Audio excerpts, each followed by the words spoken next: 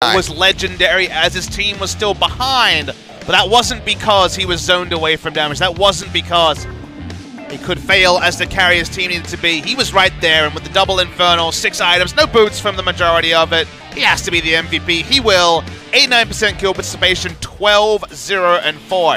Insane stuff from Teddy, who is one of our rising stars. He's had 3 big games this season where he was 6 items, no boots. Wasn't able to carry the other 2. This time, he got over the line. I mean, this is just going to be a highlight reel of people dying left and right. Teddy just hit such a critical point. The fountain laser, as you dubbed him, I hope that becomes firing away, and he's just massacred everybody. And you know what? That could become his nickname, because if he keeps having games where Jinair pulls it late and he's doing his absolute best, he will become the Fountain Laser, which is a pretty cool nickname, all things considered. In this game, there were so many fights that could have gone either way. Felt like SKT were just trying to make the Rise work. The one thing I can say didn't work was the Shyvana, which, unfortunately, by the late fights, we never saw Shyvana trivializing the Caitlyn. Kind of cowered every time the Caitlyn came through. So many close fights, but Teddy stayed alive through all of them. Yeah, he just absolutely destroyed left and right, Teddy. A very well-deserved victory for him. I mean, multiple kills in pretty much every major fight. He was walking away with, triple kills here and there. So, really great stuff from him.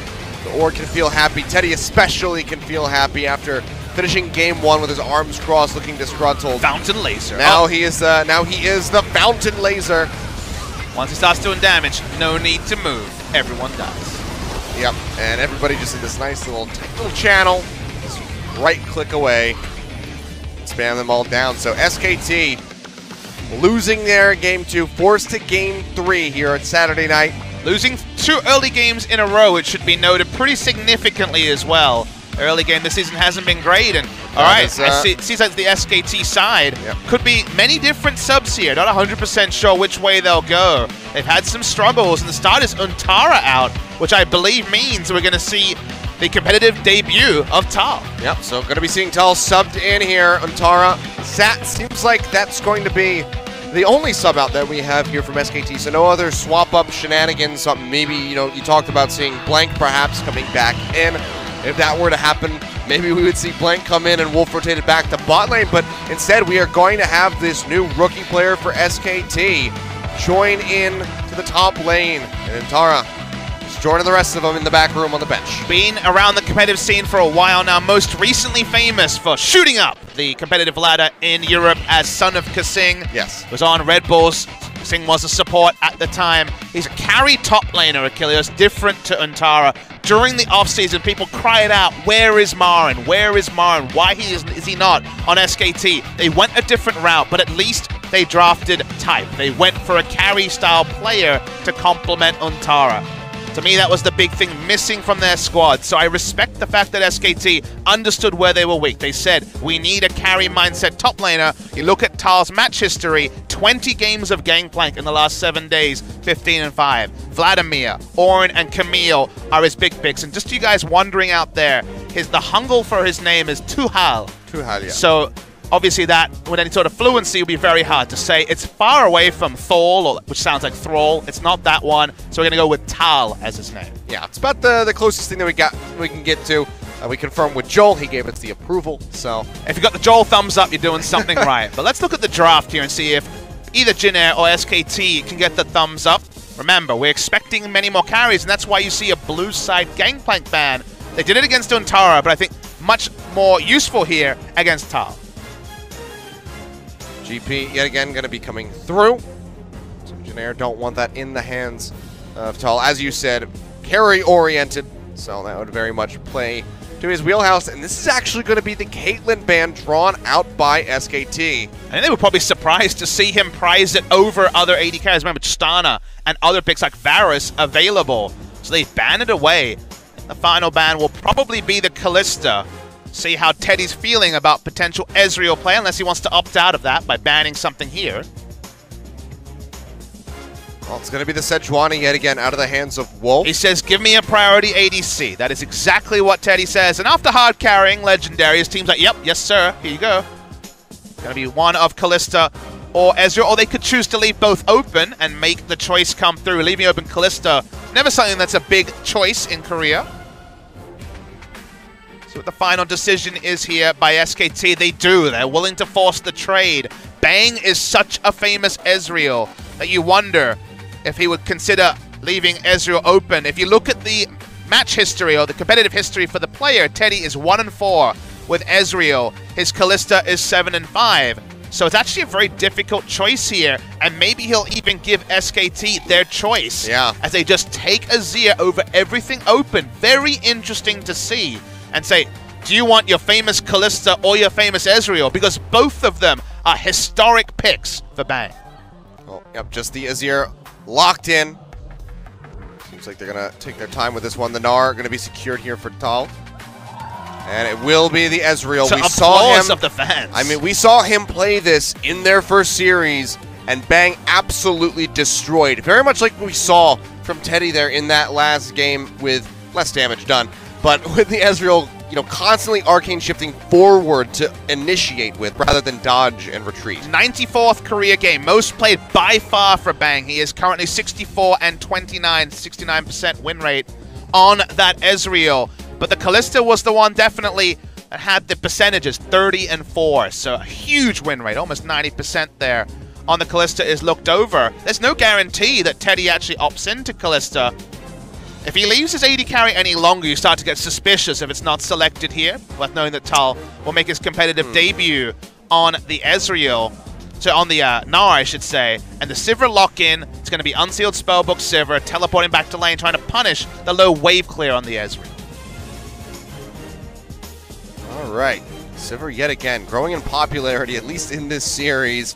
A flash on the Aatrox. There's a chance. I mean, people are loving the Aatrox recently. I know it looks troll. Absolutely insane if they wanted to do that. Janna, something that's available. We've been seeing banned out here earlier today by KT.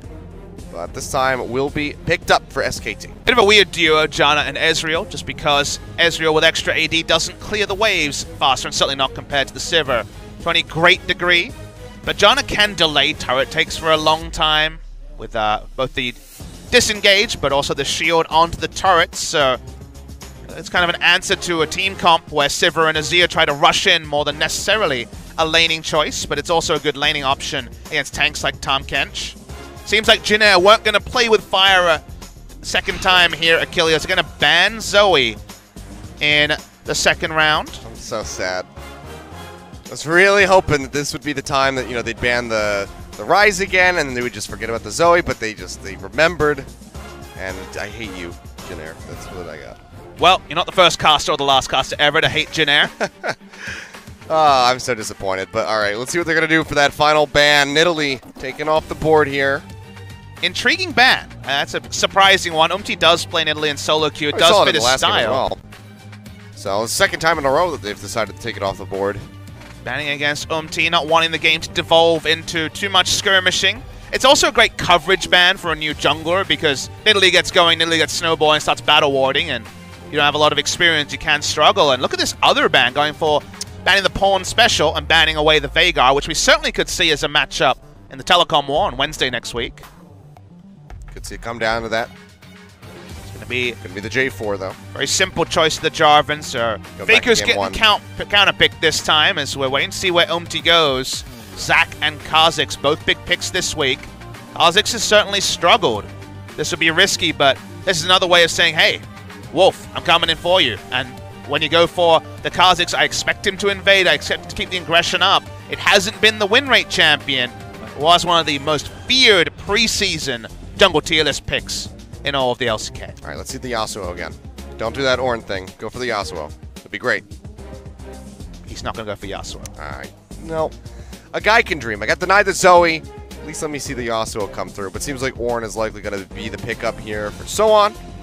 They need a tank to go with the DPS jungler, so that's why long-range engage had to come from somewhere, so it will come from the Ornn. Looking for Faker, who doesn't often leave his pick for last. Who knows what he's considering here? The Malzahar is open. The Kassadin is another choice. You need strong side lanes for this. The Gnar qualifies, but the Ezreal and Janna doesn't. But it could be the hyper carry that Faker wants, and he craves the carry performance, goes with the Kassadin. Very interesting stuff here. Painful early laning phase, but can certainly come through a trick and can assassinate what is mostly a squishy lineup. 3 squishy members for Jin Air, and then the Tahm Kench can only do so much against Kassadin. The chase will continue even through the Devour, but a risk taken here. They do not have 2 winning side lanes to complement the Kassadin, but they're going for it anyway. Well, they didn't really have the winning lane set up for them either in the last game with the Shyvana. Didn't really work out that well for them, but this time around should be a bit different. And now we get to see how Tal's going to do here in this debut matchup for him on SK Telecom. A lot of pressure. As Antara has been playing the previous games, we weren't really sure how long it would be, if ever, that we would get to see this guy. But the decision has been made. Game 3 versus Jin Air. Turns out that's going to be the breaking point where they have to go ahead and sit Antara. No, not necessarily in the square in the middle of his champion pool, but the role of the aggressor in lane is something that's very comfortable to him. Faker on the Kassadin, a fun one to track.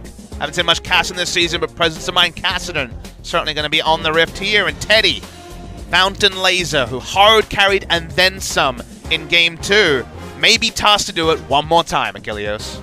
All right, this time trying his hand at the Sipper, something that Bang has been bringing out pretty consistently as of late. We'll see if he can have that similar performance like we saw from him in Game 2, if he can yet again hard carry his team to victory. Ladies and gentlemen, let's go ahead, load onto the Rift for the final game of the night of the week here at LCK. Jin Air Green Wings versus SKT T1.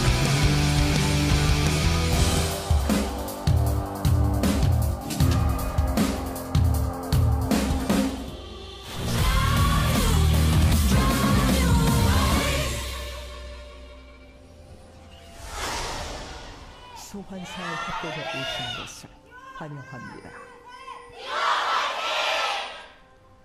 There you go, SKT fans, of course, shining through as we are getting later into the night, 10:30 p.m. here in Seoul. The fans dedicated, still sticking around, cheering on until the night ends, Papa Smithy. And the OGN Legion fans going to grow to love you, Achilleos, because apparently you represent the late nights. You represent the games going long. More League of Legends for everyone at home. Ooh, a Tal fan. I hope that I'm a little bit more of a Conan rather than a Jay Leno for the late night crowd here. I don't decide that one. That's for the OGN Legion to decide, but cool to see a Tal fan in the audience. Probably couldn't have known he was playing today. But one thing leads to another, and now we find ourselves in Game 3 of Jin Air versus SKT. If you're just joining us, KT Rolster were able to 2-0 in their series to start the day, but was a bit of a topsy-turvy one. They weren't necessarily heads held too high, beating MVP, but they were able to at least deny a game victory to MVP. A win is a win, so at least fortunate in that regard. Picking up the 2-0 there. Justice going full laning phase with the Summoner Aerie here. His choice over something like Comet. Unsealed Spellbook Sivir, now standard. Seen most of the Jannas, or at least I should mention Max at least, go for the Guardian, go into the Resolve tree, but Summoner Aerie was the old favorite. It's picked up by Effort. Only other Keystone worth really considering, so pretty standard stuff. Can confirm it will be Precision, so Presence of Mind 100%. That's definitely a Kassadin edge case abuse rune, because from there his full damage Rift Walks after 4 or 5 stacks become possible, because you can't run out of mana. Yeah, it's going to be a bit ridiculous as we get in there. Got to give credit to Umti for that last game. Very high kill participation, even by the end of it all. Go ahead and flip straight through. Yeah, damage permitted by Teddy, 1,241. See if SKT can tighten up their early game, because Umti certainly is going to go hunting once more. Has a good idea of where Jarvan is. We can see that Wolf is pretty high HP. He's wrapping his way around. He thinks he's at isolated. Raptors. He would still get pretty destroyed. So yeah, not going to find him at Raptors. Even though, well, I guess the ward was there, so he would have seen that anyway. But instead just takes a long route around, seeing if he could spot him. And then starts these up. Coming in, throws down the banner, spots him out, has the smite ready to go. Will take that one away, but now isolated. Jukes back to the side. So he's going to get hit with first. The flag and drag. Umti's going to go ahead and flash into his face. Hits him with the void spikes over the wall. Wolf goes low, flashes down for both junglers. It's just so cool to see Umti play like he's a Smurf jungler. Trying to go in there, try to hard carry, target out the enemy jungler, try to take advantage of his experience advantage over Wolf. 3 games in a row, he's been the central part to the early game advantages. And even though it's flash for flash, that relieves pressure from his lanes, and he's not respecting the chance of Wolf invading him in his own jungle. So, alpha move there from Umti. See though, Bang starting to rip apart Wraith, has to go ahead and pop that shield. Arcane shift forward, another hit. Exhaust and Flash still available, as is the heal there from Teddy, but Wraith really wishes he took Unsealed Spellbook so he could teleport back. This is brutal, and this is basically what happens when you give Ezreal over to Bang. You mentioned it, but his game, it's game 1, where he played on the Ezreal, was a thing of beauty, for sure. By far his most played champion. Wolf coming to help him out, knows the low health bar. It's going to be a ward, expecting the potential gank coming through after so much chunking went on to Wraith. Wraith has the minion dematerializes, it looks like. They look like little health pots, but I know he doesn't have the Gangplank Keystone. No Kleptomancy there, so it makes sense of it being the minion dematerializer. In the early lane, So1 pretty happy here. It's only when the Black Cleaver comes closer that feels like the first item by the Phage is bigger than anything that So1 can put together. But guess what? He's Ornn. He gets to duck in and just buy some items towards it. So has that item advantage, as he always does. Interactive gameplay. Sit in that lane all day long. He is actually recalling at the moment, so he does go back to base. Low on mana, I guess. So just going to be TPing back through. Doesn't have control of top side, so can't just rely on the spawning of the plants just after 6 minutes to top up the mana. Currently on the bot side now is Umti after his previous invasions onto Wolf. Wolf predictably going to be pretty passive. If it spots Justice putting down a very deep ward.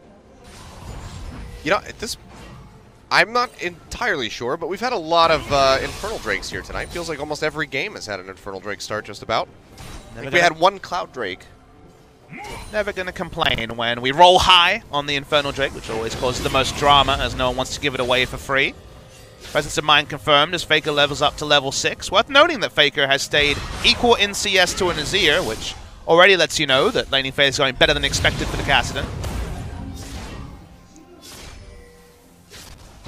Just trying to poke out where he can while maintaining. Look at the build, Achilles. Sorry to cut you up. Look at the build. He's actually going for a very greedy build, rushing into the GP10. Faker has the Frost Fang and will be getting the Frost Queen's claim. Certainly won't be cashing in the harass too much until the full item is complete. Yeah, for now, just going to have to try to survive. That's a really big disrespect thing too. If your Justice is like, wait, what did he build? And you're thinking, okay, I got to take advantage, I got to dive. But there's two sides to the coin. Whenever you see a counter matchup, or whenever you see, say, Culls, or in this case, GP10s in scenarios where you wouldn't expect them, when they seem disrespectful, both sides kind of have the MO. So the question then becomes, one side will feel very pressured to make a big play because they see that the enemy is scaling into the late game. Just like if the Gathering Storm buff came on the screen at 10 minutes, you would also think that. Dive here. Yeah, looking like it. Wraith gonna go ahead, push forward, starts tanking this one up. Bang, jumping to the side. Takes a lot of that Boomerang Blade damage, goes low. Emperor's Divide gonna shove him, and that's actually gonna come up with the kill. Justice now flashing away, keeps himself alive, and the heal comes down from the bottom lane there as well to keep them in the fight. Actually, Justice there with the heal himself. Here's what we'll say about Justice. His roam timings are pretty damn good. You know, his roams on the Aurelion Soul in the previous game, got them some early leads, and now sees that there's no way for Kassadin to follow. He's just teleport to get back to lane. Kassadin with a second purchase, but still no completion on the Frost Queen's claim. Trying to play around Faker, who we know will have very big influence on the game later.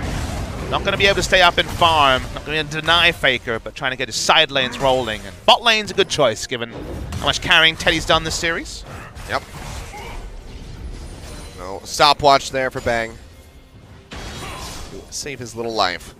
It does go down. Kind of good start for Jin Air. Kind of a strange not to see a stopwatch. It must be worth mentioning on Ezreal. Yeah. It's been pretty much a standard. But this time around, not happening. It's been a lower stopwatch day, which to some fans going to be happy, to other fans going to be a bit sad about that. See what Riot decides to do about League of Stopwatch, which is kind of one of the subtitles you'd have to give this season so far. Not all regions have kicked off, though, and ALCS kicking off 12 hours from now. Less than that, probably. Math is hard. Not sure exactly when, but I believe the first match of the season is Team Liquid versus TSM. It is. I knew about that. So, it'll be a pretty exciting one. MT, though, going aggressive here on the So Wolf. aggressive. Level 6 each. There's a stopwatch to be used. Wolf just likely trying to get the flag and drag cooldown here. So Voyage coming through. Wraith looking to get the Devour. On the hunt used, but Wolf is still going to be all right. Gets out of there with his life, barely so. I'm optimistic on the hunt, but I saw some pings onto the Infernal. They could start that now. Yeah, looks like they're doing just that. Everybody cramming their way into the pit. There's not really anything that anyone can do from the side of SK Telecom, so they have to give this over. Azir's actually taking a very defensive route, so we're going to see a contest here. No smite, though, on the side of SKT. Bang trying to poke out, but yeah, that's just going to be that smite coming through. Faker now going aggressive here onto Justice. Gets a lot of damage down onto the Azir, but with the threat from the Kazakhs, can't really pursue forward for any more. Bang jumping in. Arcane shift forward, aggressive yet again. Watch Faker. Faker does look to pinch in from the side, but flash over the wall, jump over the wall from MT. Janair will get themselves out safely. So first blood. Now an Infernal Drake just racking up those big objectives as time goes on in this game. 10 minutes on the clock. As we're seeing GP10, it's probably going to be Abyssal Mask from Faker on the Kassadin. Still going to be a mana item eventually. Faker jumps over. Goes over the wall, sees MT, goes ahead, gets the true sight on him. We'll try to take away this blue buff. Looks like they'll be able to get that with relative ease. Not too big a cost from the side of Justice, but a frustration no less. You can't control everyone on the map equally, and they just came out with the Infernal, so permanent stats there for the side of Janair.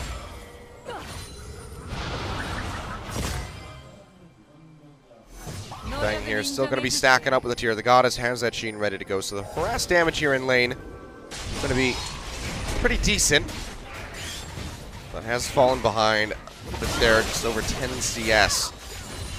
The Sowan has gone this defensive build we've seen less of in LCK, but yeah, Rush on the Frozen Heart. Now he's up in CS, which certainly is job well done. He's been able to get shops in that Tal has not been able to copy. Might also be some nerves on the side of Tal, given that it is the first competitive game in Korea. Many other squads. He's been around the world, but not at the highest level necessarily for an extended time, and he's never on a Korean squad till SKT picked him up. Vote of confidence, but still something he's going to have to live up to. Shot barrage thrown out there by Bang. Seems like he wants to go ahead and go back to base and purchase. Meantime, MT and Justice are threatening from the sidelines here. Trying to be aggressive. Now onto Faker, but he can just riff walk away. Just trying to dissuade MT from going for that control ward. It seems like he won out in the end. So every time I see Kazakhs and Kassadin on the screen, I'm reminded that while there's not a hard timer on the game, we really need to see Umti get some gank success going. Otherwise, we've seen too many Kazakhs, Score in particular, fall behind and then just kind of comically die in team fights to any sort of stain burst. I mean, Tal's very, widely been left to his own devices here. We haven't seen any attention paid to that top side of the map by MT. Hasn't really gone for it. Doesn't want to try to attack the rookie. Trying to relieve pressure by battle warding against Wolf, which is another way again to attack the side of SKT. It's meant there's been no ganks to speak of, no Cataclysm in the first 12 minutes of the game. The Infernal is something to show for it, but a single kill otherwise for what has been another good early game by Janair. Barely behind as far as the gold is concerned, so keeping things pretty close here. Trading back and forth across the lane depending on which one you're looking at. Red buff gonna get spotted here. MT and Justice roaming their way in. Wolf is spotted as well, so pushing in towards this. Pretty dangerous. He's got Faker roaming over now to try to back him up. As well as the pinch from the Gnar, but Sowan is here, so 3v3. MT goes forward, has to pop that stopwatch. Faker going low, not going to get knocked up by that Forge cast there, but still going to be Wolf getting blown up. Cataclysm comes down, he gets popped. Faker able to finish off MT. Makes it out with his life. Gets the red buff as well. 1-for-1 exchange. Yeah, the red buff as well, so be able to pick up a bit of lane sustain as well. It's a bit of a messy fight Once again, invasion by Jin Air, and the junglers both pay the price. Worth noting that you would say that as the game goes on, Wolf will have the scaling advantage, going to Cinderhog. It's going to be a full tank, so he's not going to certainly have much threat, but with the Kazakhs pretty well held in the early game, that's why there's a bit more of a guarantee of Jarvan's role in the late game than what we see here. Such a weird game to evaluate. As the game goes on, you have to give the scaling advantage to SKT. It's not massive, but Janna certainly does outscale most melee threats, and Tahm Kench, the Ornn, and the Kazakhs do represent threats that can be dispelled by the Monsoon. Kazakhs can have value. I remember games where Ambition in the late game still made Kazakhs work through strong ward control in the red side jungle, getting picks and turning into Baron threat, but no guarantees of that, and very difficult to do against SK Telecom T1. Kassadin also. Zia strong in the late game, a hyper carry, but Kassadin has so much threat that you fear for specifically Teddy as the game goes on. But because there's no landslide advantage, the fact that we're pretty even gold, 300 gold at this present point, means there's a lot to be excited about. Still just odd seeing the Janna here. It's a big selection for SKT out of that support role. But, you know, is being protective, is helping to keep Bang alive here, but you can see the CS is suffering a bit. In comparison, Teddy at 153 to 141. How much money is Tall sitting on? You know, it's got to be a lot, because he's just got the Phage still. We had a way to communicate to the observers, but damn, he's been in lane with a Phage for forever. Might be surprised if he didn't have more than that cleaver, as they really, really would like to pick up this turret now. Well, it seems like it very well is going to happen. Justice around the side here. Gating back Wolf, and that is going to be the first turret going over to Jin Air. Turn it into 1,000 more. gold in the lead at the moment here. Look at this. It's going to be a late Rod of Ages. This is Faker basically saying, I'm playing against Jin Air. Going to go for scaling, scaling, scaling. Some Voyage really late there from Wraith. Just kind of bringing Teddy into the mix. You don't often see 17, 18-minute Rod of Ages, but that's what we're going to see from Faker this game. Saying, well, the last two games went over 40. We can get away with this. Guess it's going to happen again. Faker roaming his way up towards the top side of the map, looking to alleviate some pressure here for Tull. On could ult this if he wanted to. Trying to help him out. It's been used. And yeah, Sohan's just going to go ahead and fiercely push forward. Faker gets a little bit of damage in. And has to jump back for fear of the turret. Now Effort uses the Monsoon, keeps himself alive. As was going to really destroy him if he stuck around. Umti didn't have flash. If Effort was able to internalize that, then the Q would have been enough, because Monsoon would have been unnecessary in that situation, but one safety first, probably the right way to go. You say, range supports on SKT, especially something like the Janna, purely shielding is a bit different. Sort of a weird scenario where it doesn't necessarily feel like an Ezreal suited support, given that Ezreal has so much self-peel. In fact, to go to 40% CDR, you'll note that it is going to be the Iceborne Gauntlet Ezreal, but no Relic Shield, so something a bit different here. Yeah, sorry with the Doran's Blade. That was the lane presence they weren't getting from the Janna, but I'm a big fan of Relic Shield Ezreal just because you get the double scaling of extra armor coming through from the Iceborne Gauntlet purchase for the maximum health you get from the Relic Shield Quest Shield. Faker trying to get the stop there, unfortunately for him. Spooky Ghost doesn't interrupt the recalls. Nope, the beach ball was too late. Ocean's been kind of left on an island after the very early Infernal take. See if it re-rolls high or low and how the macro goes. See if we get the next Drake. Will be a cloud, like you say. Gotta say, Tull hasn't captured the imagination compared to Untara, who I can say many things about, but he's 3-0 on Gnar, so he can certainly play the Gnar. It's the 0-0-1 right here.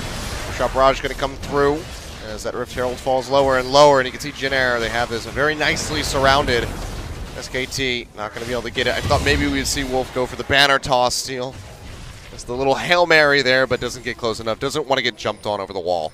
Credit to Jin Air, they actually sent multiple members. There was 3 on it, so the damage was coming fast enough that by the time they got that little vision, they realized that SKT couldn't be in position to contest it. So it ends up being a freebie. Just noticed the Muramana transformation at 18 minutes, which is very early. Or at least on time, you would say. anything around that 20-minute mark has been pretty solid. So 18.5 minutes there for Bang. Looking good. Certainly some control ultimates for Bang to emulate his performance against Rox in Game 1 and start to Arcane shift in aggressively. But he also has Ezreal to do his own kind of hopscotch into the front line, so two different schools of thought on how you should play. If you already have an assassin, jump in with him, or self-peel in the back line. We're going to get a little damage there, and onto Teddy. It's the one Mystic shot at the moment. Still going to need a little bit more before we start seeing that damage really start getting pumped out by the Ezreal. Some weird lane assignment here, although, yeah, we spotted out by the Spooky Ghost that redirects. Great on the way to base. Yep. Just going to keep on cruising. Looks like Umti might just rush up mid lane and put down the Rift Herald to try and force. They don't really have forward vision to get a really safe Rift Herald summon. They have nothing at the enemy Raptors, for example. Only control of the left side of mid lane and a control ward. But still going to be some time before they have to use the Rift Herald. About 2 minutes, if I'm not mistaken. It's still ticking down. It's about halfway until it has to be used, I believe. Umti, not accelerated on the build, did finish Warrior, didn't go for straight into a Duskblade, for example, so not necessarily blowing anyone's mind in terms of damage right now. Level 10 as well, so no second evolve. Usually Spikes is the second evolve, just to have a bit of a AoE CC, but also to check Brush very safely. But there's arguments for any of the evolves, short of maybe Leap, that it feels like most people avoid these days. Like it was the Claws there, if I'm not mistaken. Yeah, I do believe so. Bit of extra damage to Baron, and Baron could certainly be one of the ways to speed up this game for Jin Air. 20.5 minutes in. So far, no vision control being shown over there since the Rift Herald was taken. Vision control, vision supremacy certainly with SKT on the bot side. Great coverage for Faker to do his thing. Gets a free laning phase against Azir, and more time to scale. Mentioned the late Rod of Ages was finished around the 17-minute mark, so 3 stacks towards the 10. It's Jin Air, so seems like he once again made the right call. Bang just sitting on a plethora of potions at the moment. I just need to know if anyone has Catholic Storm. I'm gonna guess no, but always an outside chance. Right, a bit of a standstill. Ornn and Gnar have had the never-ending battle that the Observer's been kind enough not to put on the screen. Has been a CS lead the entire time. We can't see turret HP, but I believe a very healthy turret as well. So holding Gnar in the middle of the lane is great from the perspective of Ornn. It seems like Soon's maybe been damaged by about 1/3 of its HP, so it's still going to be pretty healthy. How do we speed up the game from here? Right now it feels like necessarily delayed. Okay. Oh, well, that's going to be the Emperor's Divide used there. TP's coming through as Faker gets jumped on. See if these are going to be channeled. Nope, both of them will be canceled out. First teleport was from Gnar, going into Mega as we can see on the screen, but doesn't end up mattering. Yep, he and Soon both popping those TPs to join into the bottom lane, but going to be unnecessary at the end of the day. And I'll say that at this juncture, people at home, if they're still awake, which thank you very much, I know it's desperately late or early, depending on who we are. Nice steal, by the way, by Bang. Away. That'll wake you up for a moment, but otherwise, should notice that we've mentioned that we feel that SKT has the scaling advantage, and even if you just look at Rod of Ages, like Faker probably preferred 10 Rod of Ages stacks before he fights, so 5 more minutes of Ezreal trading farm with Sivir in the mid lane, and Kassadin trading farm in the side lane with Azir is probably advantage SKT. Keeping it close. It's still only just a few hundred gold separating them at this point. Thought maybe we would get a clip of the turret there, but not quite. Instead, Tal's just going to have to deal with the Rift Herald all on its lonesome. We've had some sad Rift Heralds so far today. Yeah. Really haven't been great. And this one, well, he might not even make it to the turret. Nope. Yep. He's, oh, that's disappointing. I mean, that's another one of those things. You know, Jin Air was setting the pace of this game, and it's like, okay, you know, wow, they got the, you know, the first kills to come through here. Then they get the Rift Herald, they've got the Infernal Drake, and then, well, the Rift Herald just kind of does nothing. And they had first brick as well, so they had a lot of those early advantages, but the Rift Herald doesn't even represent an outer turret. So they weren't able to push Vision up. It doesn't even represent damage. No, I mean, there's just never been able to push up Vision, so it ended up just being down a lane because Umti was never in a great position to aggressively channel it, so complete waste of that ability. And again, the only real place I see an advantage is ward control, specifically bot side. SKT 4 control wards around the just about now to spawn Cloud Drake. Item-wise, Plus doesn't really have a lot to his name. The Merlinomicon and the Berserker Greaves, we should mention, is something different. This was a build a long time ago for... Yeah. It felt like people tried to halt the Nashors for a while, went for the Merlinomicon. Faker going aggressive here, gets quite a bit of damage down. Theory is the Berserker Greaves, get the attack speed from that, and then Merlinomicon gives you the Grievous Wounds passive. Can work against Janna, so if a team fight comes through and they're able to negate the massive Janna reset, that might be important. Probably not going to be able to negate the Cloud Drake going down, though. Yeah, no. And I mean, that one's just not even going to be worth it for Jin Air to try to fight over. Just tossing the banner to make sure they're safe, and we're going to have another Ocean Drake coming through after that. Faker moving his way back down here. Moving his way some vision. to a pretty fearsome 3-item cores. GP10 has been stacking up for a long time. He's going to be... You know, Caster's never really had problems with, you know, being kited, but he's going to have also the 50% movement speed from the quests. That's pretty nice. Good luck ever getting away from this Caster. Doesn't even need to Rift Walk to get the next round of spells. Yeah, on the hunt might not even be enough to really save you. Nope. Going to be sticking like glue. He's got the Lich Bane completed there.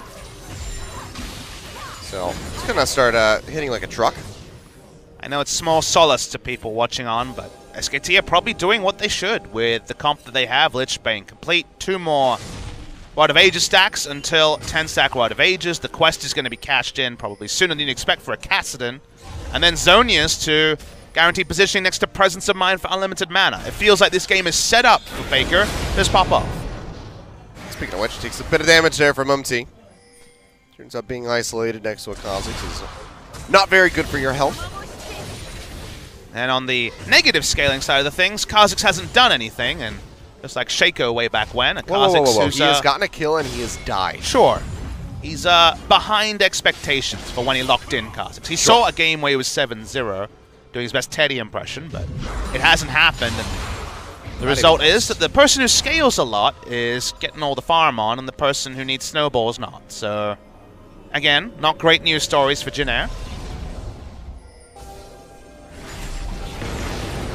Probably just at this point, Jin Air going to be putting their faith in the Teddy hype train yet again. As he's still been consistently out-CSing Bang. He's got 2 major items completed with Infinity Edge on the way. Plus he's got an Ornn on the team so he can upgrade for a Supreme Infinity Edge. The most nothing is happening in this game. I feel like I'm watching an art film. An art house film that I don't understand. I'm just like, I see. Because it's in, like, Italian or something? It's in Italian, the subtitle track didn't work. I get why it's happening, but sadly, it's very meandering so far. Hopefully we get to the point soon. That's how I felt about the new Star Wars movie. Fair. I get why it exists. That had more obvious presenting problems. Justice has a problem. Yeah, he's going to get jumped on. Empress Divide comes through. Faker going low. Oh! And he is actually going to get taken down. A flash over the wall there from Justice to keep himself alive. Just snaps back in with the Sand Soldiers. And Faker, he bit off more than he could chew. Slapping you over there, Achilles. We're going to wake up. That was a sick outplay from Justice flashing over the wall. Required 2. 2 people hold down Faker. He's dead for 35 seconds. But unfortunately for Jin Air, it's just a pick. It's no more than that. Umti getting poked. He won't be able to do anything. It was a nice outplay. The most hype moment of 27 minutes, but now we go back to that farming phase. All right. This is exciting. Maybe if we learned Italian, this game would be more exciting. But all right, here we go. We'll get a replay. Let's just continuously watch this replay. Faker just, you know, at the end of the day was like, I've hit my items, let's go. And you can understand why. But the flash over out on the Rift Walk is perfect. And the flash over was really nice as well. More expended by Justice as he used both his summoners, and it did require an ally. So again, still ominous for the side of Jin Air, but to reward the sick play. We haven't had many to focus on. Definitely not. 2-0-1 there on the Azir. As Justice needs to do a bit more of that to help this out. Faker, he's not being dissuaded at all from going aggressive. Double ultis right into the face of trying to just lock down that Kha'Zix. I just love the build. It's the most I'm playing against Jin Air build I've seen ever. He doesn't have sorcery. Well, he does have sorcery, so he might have Gathering Storm, Achilles. It's possible. He could. If he went Gathering Storm, rushed GP10, went into Rod of Ages second, and then got a Seeker's Arm Guard, that'd be the most heads-up thing in the history of League of Legends. Well, who else would you expect it to come come from other than Faker? Makes perfect sense to me. Justice needs to run. Yeah, he's going to go ahead and get the hell out of there. Wolf trying to get close enough for the Cataclysm. Can't quite get there. TP now being channeled out to hopefully defend this turret here in mid. But Wraith as well is going to be joining in the fray. Missile Voyage brings them in with Teddy. So they go ahead and they take out that turret. Go 1-for-1. Faker yet again. Going to be looking for it. First Divide comes through, but he jumps right back over. His way around the side, doesn't want to get hit by the Forge God ultimate, and this time Justice is not going to be getting away. He already had to use both of his summoner spells, so he goes down as Wolf claims the kill. And they might just try and turn that into a Baron to just spring this game into life. They're I running think they straight are. over Here to we it. go. All right, I feel myself waking up. They've had control over this area for a long time. Right now they don't have a control ward on the Baron though. So worth knowing that Teddy does a lot of damage. SKT know their plan. They want the Baron. They have the cast and turn. Here we go. Ricochet in a very small area could devastate SK Telecom. See how this one's going to turn out. Faker trying to defend, tries to push back who could go in for the suicide play. He's got the Guardian Angel as a bit of a backup, so very well killed, could still survive. Instead they're going to go ahead and turn off, go in on to so on, but the Devourer is there to keep him alive. Forge God yet again coming through. We'll see where he wants to redirect it. Gets the pop up there in the back line onto Wolf, and bang, he's going to find the first kill in this fight. Faker following up for the second one. Teddy does manage to take down Effort, but he pays for that one very swiftly with his own life. As Tal finds his kill here in this game. SKT not going to be able to finish off the Baron, but they win a major fight. That is the terrain where SKT have an innate advantage. Not many champions turn off Baron better than Kassadin and Ezreal. Their ability to do that, one target after the other. Teddy had a lot of AD, but no front line to free hit behind. That ends up being SKT and lots of kills, big purchases, returning straight to the scene of the crime, and they'll start the Baron again. So congratulations to Tal there, finding his first career kill on SKT. 30-something minutes into this game. Seems like SK Telecom maybe just coming right back over to this one. Bang actually got knocked away by the blasting plan. That was funny, but he'll be in plenty there. of ways to make it over the pit without being spotted. Literally everybody here can hop over. It's only Janna that cannot, so. Great read on the game also by SKT. They knew that they won the fight. They could run back to the Baron. No one's face-checking from the side of Jin Air. was on the bot side. Let's see the replay. It's all about compositions and turning off Baron. The first one that does it is going to be Wolf coming through here. The pop-up straight into the flag and drag. They knew exactly what to do. They were happy with any target. They went on to So-1. They know Devour's down, and they can keep turning. Ezreal just skips past, throws down an ult. There's Faker. Presence of Mind means he no longer has mana cost for the entirety of this fight. Too easy for SKT, but they waited. They bided their time for so long. The items are suddenly complete. It's go time for SKT. They didn't need a second reminder, and that will be Baron.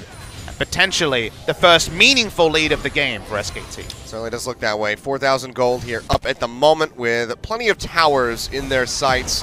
They've only taken the top and mid outers so far. Now the final one falling there in the bottom lane as Bang gets rolling. The Lord Dominic's ready to go, as well as that Blade of the Ruin Kings are going to be doing damage aplenty here. This is Ezreal jumping forward fearlessly underneath the turret. Takes that one shot, gets crit. So jump back over the wall. The flash now going to be used. Bit too overconfident, but only the flash expended to answer it. Gnar and Ornn tussling, but this time with Baron buff. Fatal on the top side. Jin Air's comp is very weak against poke. Azir has good range, but Ezreal Q outranges Azir's effective range. To sit back there, the engage is really only So-1 on the Ornn, and Ornn's not there. So they're so happy, SKT, to have three members bot side. Donalo's on the shield, Ardent Sensor, and AD comes the way of Bang. And that's the one thing Teddy's pretty useless the against. damage coming through there. Two-shot barrage thrown out into a couple of missing shots, and Teddy down to half HP. Has to get devoured, and that's going to be the tier 2 turret going down here in the bottom lane. This lane assignment doesn't work for Jin Air. They will continue to lose. Buddy system in mid. Again, looking for the pick there onto Umpty, but he's got the leap away. Not going to get caught by the flag and drag, but this opens up Faker to go ahead and finish off this turret. So suddenly, everything just crumbling around Jin Air as SKT surges forward with the gold lead. It's not a random time, Achilles. Right on time for the items. This is where SKT have the answer. And again, we see a Kha'Zix outscaled. Again and again, we have seen it so far in the LCK. A more bloody region, the LPL, maybe in EURNA. The Kha'Zix, I'm sure, will be powerful because there's a lot of inherent power. It's still a super power pick in solo queue, but teams here have been extending games. The average game time is so much longer than reported. We're going to be close to 40 minutes by the end of today for the entire first week. Which for some viewers will be happy, for others will be resident sleeper, but the end result here is that SKT have done everything right. They have hit their lanes, they have hit their item timings. Faker has done the most scaling you could ever do in any kind of reliable way. And now it's at a point where Jin Air are pushed in too many directions and they have no one solution to answer them. Yeah, I mean, it's great for those people who wake up late and can still watch some of the LCK games. For the guys who are staying up all night long to watch everything, that's when it gets a little bit more stressful, I suppose. And the resident sleeper still comes through, as you say. I mean, the struggle is, though, that if you summarize these games, at least Game 3, it's SKT did everything right. They opted into scaling, and now Faker is a monster. That extra movement speed, the 50% movement speed buff on Cassian somehow makes him more terrifying. I mean, he can just never get away. He actually is like a horror movie villain, where instead of just tripping, he's just always right there behind you. You remember when Cassian would run out of mana? That's gone. Yep, no more. Gone are the days where there is no mana. And he's faster than before as well. This new Cassian tech is not welcomed by me. Yeah, you know, it's a bit like the movie It Follows if you combine it with like the fast zombies from Dawn of the Dead by Zack Snyder. Constantly chasing you, but this time he's really freaking fast. Yep. He's got 6 items too. No death cap slot just yet, but you know the spooky ghost will be sold for a death cap if the game goes long enough. Right now, no impetus too. I'll definitely be checking on whether it was Gathering Storm in the post-game, because that'll be a fun one. If he wins the MVP, we'll get the confirmation. But sitting on 418 AP as well at 35 minutes into the game. Happy times for Faker. He pushes one side lane. Gnar, who hasn't had much to do this game. 100% kill participation should be welcomed for Tal, because there's been no lane action. It's been only team fights. That's true. Not often do you see Cassian with 100% kill participation, because there ain't been no kills. Very, very few of them. 9 total. And it's a wonderful, wonderful game as we are pushing past 36 minutes. But it has been sped up here very considerably by SKT, who have just lunged forward with an 8,500 gold lead as it stands. Another Baron getting ready to come up in about a minute and a half, and then Elder Dragon joining us on the Rift in 25 seconds. Let's see if they can do what we talked about other teams wanting to do in the previous game, which is start with the Elder and then say, hey, come fight Baron. Yeah, double up. They have the double stack. So give them quite a bit of damage and make them that much more fearsome. People are already terrified of Faker. Give him that true damage burn as well, and you're going to be sleeping with the lights on. Coming through, Bang goes over the wall, looks for Justice. One more hit would do it, but he makes it out of range, and Bang has to peel back away from the other members of Jin Air, but good lord, just absolutely rips the Azir apart. Yeah, one arcane shift forward means one free Elder Dragon. No way to contest this now, the side of Jin Air. Bang's Ezreal has been a real big treat so far this season. No wards, even in the area, coming through from Jin Air. They give up the hopes on this one and recall and reset for Baron. They know it's going to be coming soon, but this is the dream we spoke about. Even another shot going to come through for the Ezreal. I guess it's probably a pot at this point. Yeah, just go ahead and get an elixir. He's got the Bloodthirster there, so full items completed. He's pretty stacked, as it turns out. This ended up being a much more non-interactive game of League of Legends than I expected. There's been a lot of threats, threatening movements from the players, but we haven't really seen that many kills come with it, unfortunately. It's just been a lot of I'm going to jump at you from Bang and Faker, and then everyone else just oh crap. I feel like Faker lost his patience a couple of times, and you know, I'm pretty sure he wants to try to squeeze in a stream tonight, so he's trying to get home as quickly as possible. He's still got to do a fan read after this and some interviews, you know. There we go. Call the Forge God coming through. Tal going to get knocked up, and he's pretty surrounded. Even with the transformation coming through, looks like he is going to go down. Gets the wall up, gets the massive knockover into the wall, jumps away with a flash, but still flash forward there from Umzi into the leap, tries to get him, but he manages to survive still. Are you serious? Will he make it out of here? Justice trying to chase in the flash forward will finally take him out, but at the same time, Baron has been taken by SKT.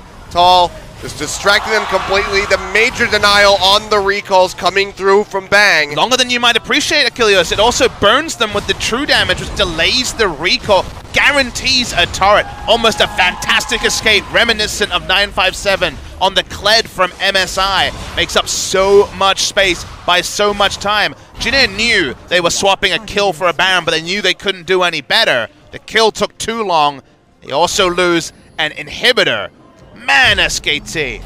Bling, bling, bling everywhere. The punish game is super real right now. SK Telecom, Baron buff into inhibitor, and man, really well played there by Tal. Buying so much time. Welcome to the team, buddy. I imagine is what's going on inside the booth right now. So the feeling of the roar of the crowd for his actions for the first time here in the LCK. Crowd has been largely silent, understandably. First 35 minutes of this game, that was the highlight of what has been a pretty dour affair.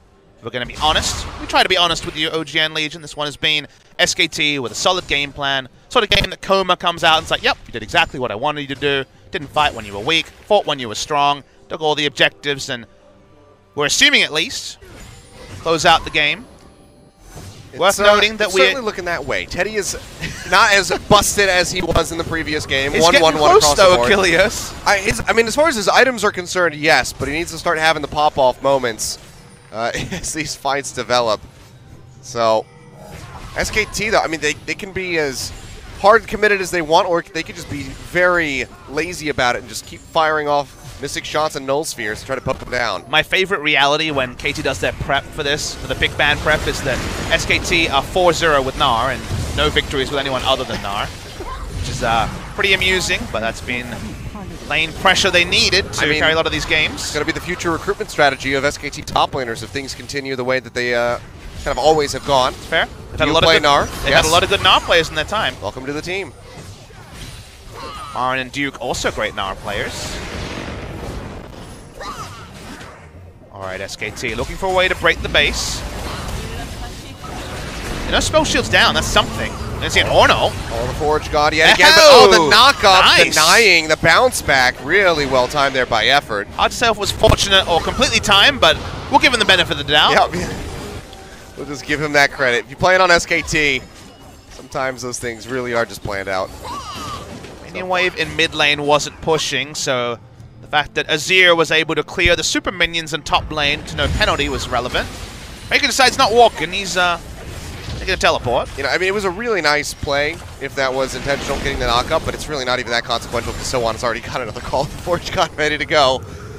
Cooldown on that is absolutely ridiculous. And that's even without Ultimate Hat. Yeah. I believe he gets sub 40 seconds with Ultimate Hat.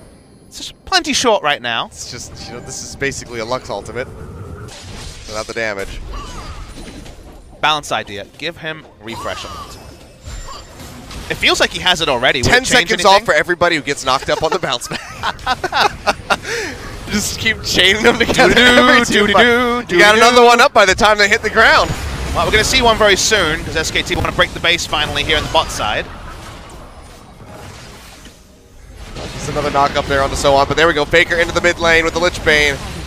Let's go ahead and knock down the turret. Exposes another inhibitor.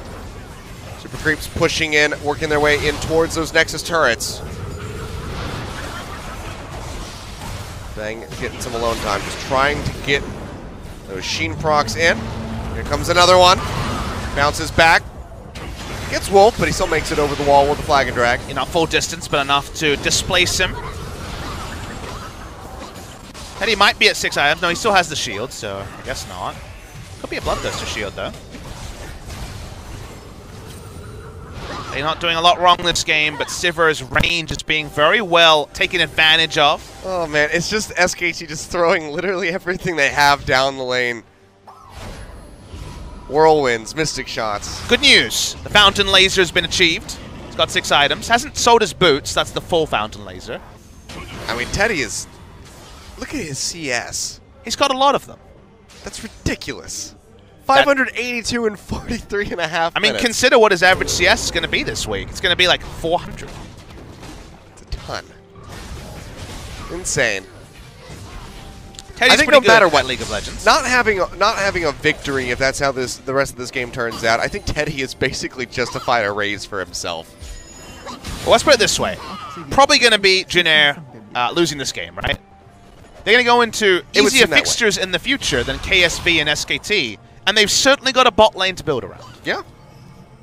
Wraith hasn't done too much special, but I think his laning phase has helped the team. Sangyun wasn't a slouch, but I believe Wraith's a better laner. So not Sangyun, I should say Snowflower wasn't a slouch, but I think Wraith's a better laner than Snowflower.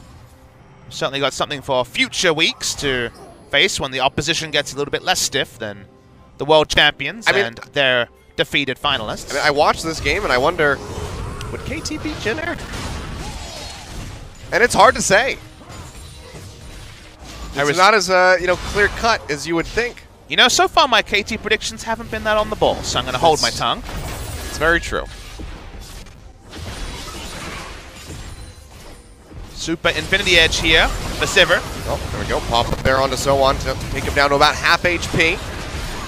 Trying to get that Ornn out of the fight, but they at least get the flash away. It's quite a high armored team, as everyone other than Janna has an armor item, even the AD carry because of Iceborne Gauntlet, and Zhonya's is there for Faker. With the upgraded Infinity Edge, still a lot of power on Teddy, but he can also be popped in an instant. So difficult to actually output that damage. He's been outranged so heavily in team fights that the early laning phase didn't end up meaning anything because the early game was about as non-interactive as can be. We've had 10 kills in 45 minutes. Classic Jinair. And if we go for another 3 hours, I believe 2 hours, sorry, we can carry the viewers into EULCS. There's a chance. Let's bring them straight into it. Don't say there's not a chance, Kilios. There unfortunately is a chance. Faker, waiting in the brush. He's going to be found by Umti. He's going to jump forward. Oh. Faker going low. He's Jumps so low. away with a flash. Gets another Rift Walk. Redemption. Will it happen again? Oh, boy. We almost saw 2 rainbows in one day. Doesn't happen, but Faker's out of the fight. He has teleport. He does have TP, but he's got to get back to base, and the Baron's already gone so low. They try to go for it. Wolf over the walls just a little bit too late, and Umti confirms the Baron, and just like that, Jinair have a chance to bring this back. Insane. And this is with the 6-item Sivir that could potentially do work. This game has been so under control. Faker's coming in. TP in on the flank here. Faker jumping in, finds So-On's chunking out that Ornn. Umti going low, will get the GA Two are popped. dead here. Wolf has to get out of there, and yeah, it looks like So-On. He's got nowhere left to run. He's going to go down. That is going to be Umti falling as well. So 2 Baron buffs already eliminated. SKT, can they push in and knock down the inhibs? That's what's going to give them a lot of free range here. They might try and end the game anyways, Achilles. So-On is the only person who's really a front line. A lot of damage, sure, on Teddy and Justice, but not in a 3v5 scenario with this Janna ultimate up as well. See what SKT wants to do. Because of the Baron buff, actually, I take it back. Ending the game is actually really tricky. Yeah, not going to be nearly as easy, but they will go ahead, break down these inhibs. Seems like they might be able to just complete the sweep, go through, get all 3 of them. So going to be a really difficult base defense here from the side of Jinair. At least Teddy will be able to work down those minions rather quickly. This probably does mean that Jinair will never get the fight they want. If they're able to ace SKT trying to end the game, can they do it in one push? The answer is probably no. Consider that they still have an inner turret to the side of SKT. We're going to see the replay of this particular engage. Very smart Baron. The catch on was purely Umti, just catching up to Faker and being able to do a lot of damage. Even this late in the game, only Zhonya's for defensive stats, but the teleport comes in. So-One tries to deal with Faker, but he takes such a big burst that, yes, he's distracting Faker, and that's probably good for his backline, but people have to pay the price for the crimes of the team, and in this case, 2 fall. They lose all 3 inhibitors, and the Baron's not worth, you'd have to say. Yeah, I really thought it was going to happen again, though, with Faker getting killed by a redemption. Would have been insane to see that happen twice in the same day. But makes it out and then punishes Jinair pretty significantly. So even though they get the Baron buff, they can't leave the base at all. You can see everybody just here's what I'll say. Contained there. I think we have a new record. I don't believe there's ever been a time where in 3 games a player's been able to sell their boots and go 6 items. But he's done it again. He's a Fountain Laser again. I mean, he needs to have the kills to really, truly ascend to Fountain Laser status, Papa Smith. I mean, he He's just 1-1-1 needs the right front now. line to not die while he crits everyone. He's got the items in the CS to back up the claim, but I need the evidence. Well, you may never get it, Achilles. You may have been an implied Fountain Laser because Teddy... Look at the crits. Oh my goodness. He does so much damage. But it doesn't matter. His range is short. SKT can just all in him or try and outrange. They want to end this game and ignore a team fight. Janair can try and counter that. Watch Faker, though, on the bot side. Just bouncing its way through. Call the Forge God yet again coming through, but that one's going to go wide. Certainly not what So-On was looking for. Bang still just trying to poke away. Those Sheen procs in on the turret when the missing shots aren't connecting. Janair need to ace, and even then they may need a second ace. That's where the game is at. They don't have a free inhibitor, the ability to DPS down that fast, even with something like the Abyssal Voyage. Still high drama, still Janair pushing SKT to 50 minutes in the 3rd game. Coming from behind to win in game 2. Led in 3 early games, but may mean nothing when it comes to match score. SKT waiting for their minion waves to group. Top minion, super minion wave coming in now. Now, as that transformation ready to go, it's going to be expiring rather soon, so if they want to go in for the hard commit, it's going to have to happen now. There we go, jumps in, finds the stun in onto 4 members, I do believe. Knock up in onto Wraith, manages to get the shield off in time. Faker goes low, has the Zonias up. Monsoon casting, but Teddy finds the first kill. Now looking for more, firing away. Tries to chunk out Wolf, but he manages to stay alive and still has the Guardian Angel at the same time. So they get the kill onto Faker. They hold off for a little while longer, and SKT will peel back. It's amazing how this game does emulate the one we saw from KT versus MVP. You remember when Pawn was unable to do damage on the Azir? The only time that SKT are actually going to opt into Sand Soldier damage is trying to end the damn game by trying to take the Nexus. Other than that, they're kiting around. They can return. Once again, push up mini waves, take 3 inhibitors.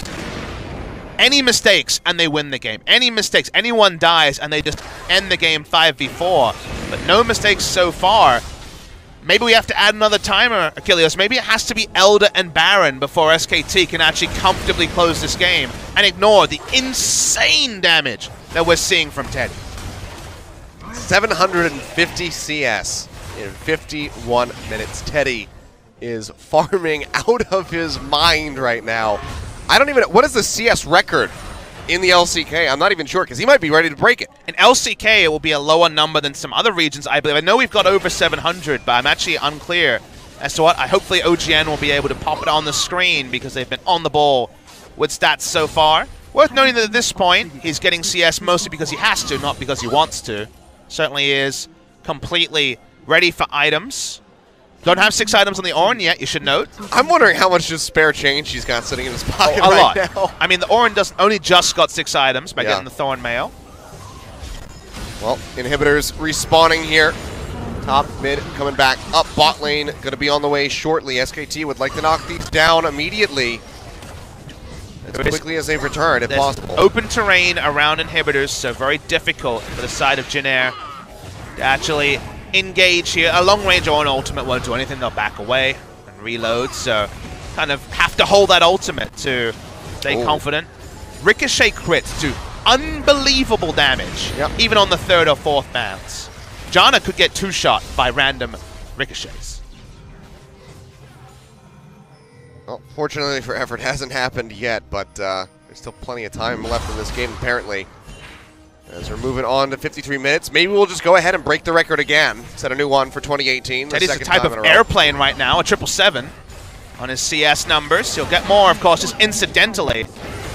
It's risky for SKT just to poke inhibitors. Insane where this game is right now. I said insane so many times, but that's because I'm going insane. They're trying by the fact to get that we're still here, they should have it here. 53 minutes in. Yeah, Bang finally manages to break it. Faker trying to just inch his way in.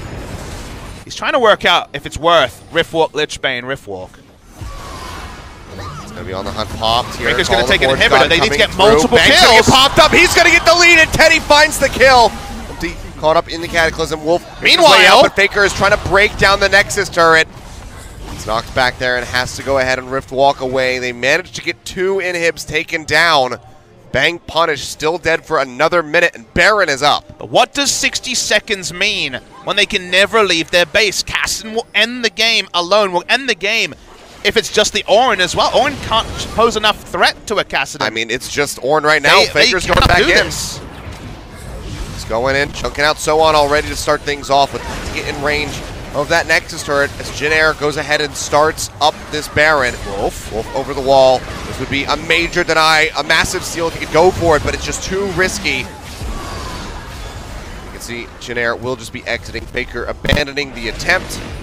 Will not be able to knock down that Nexus turret. And I gave too little respect, I guess, to percentage damage coming through from the W, and then just ulting the wave, because of course he doesn't have a cooldown in his ultimate, so no worries there for the Orin.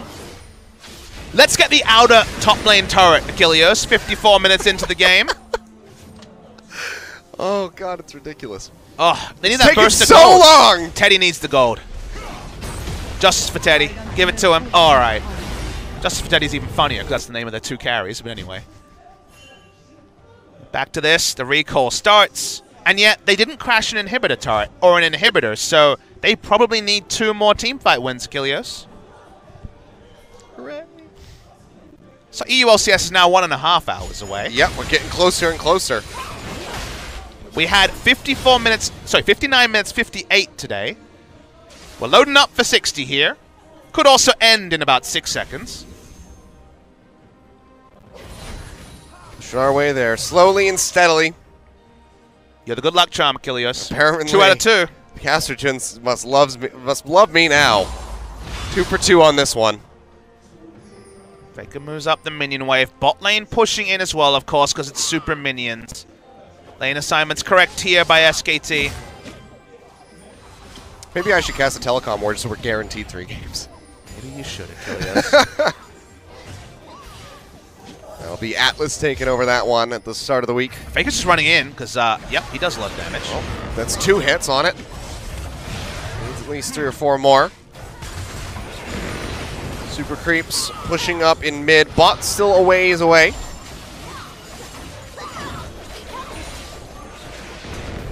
As Teddy very well could hit 1,000 CS by the end of this game. Things that may happen in this professional game of League of Legends in Korea.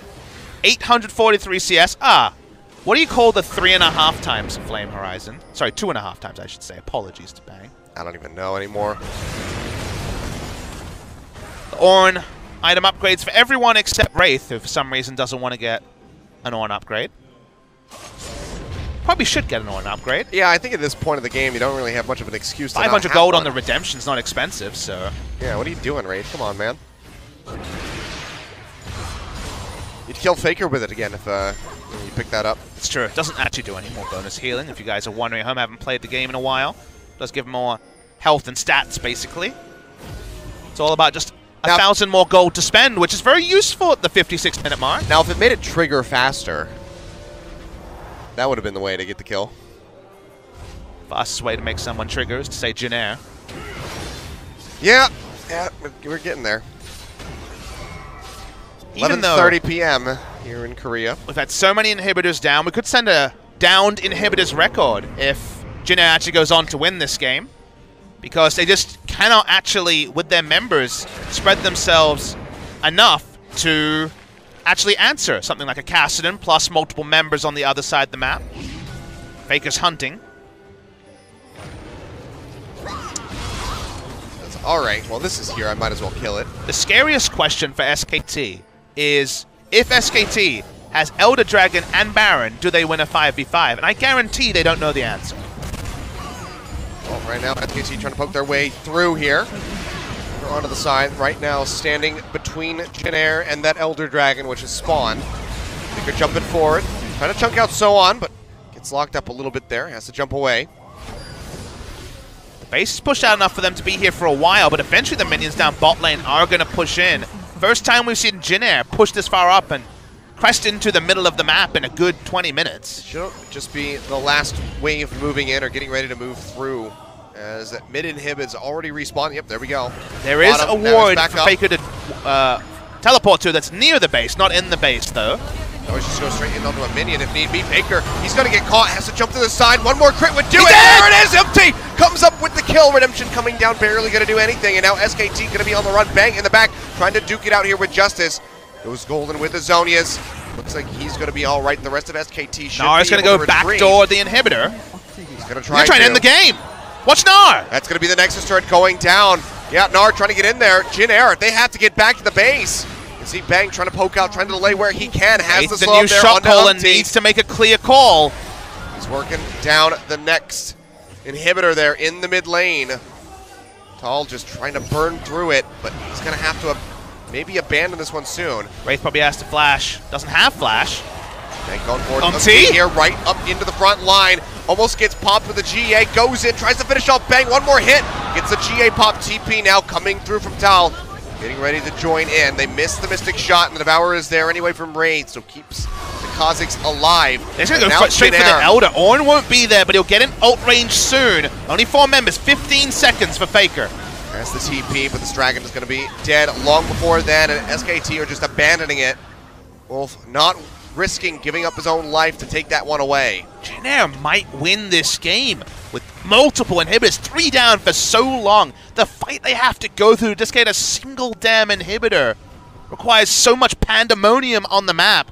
59-58, just last game, or last series I should say. We're going to beat it. It's going to go 60 minutes here. We're going to Crazy Town.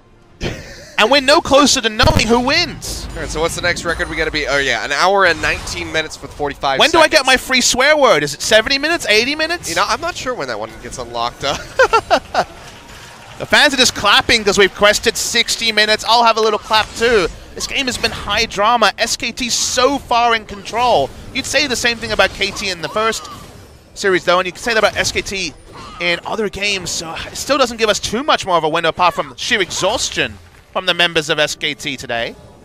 They'll have some days off. That telecom war will be on Wednesday.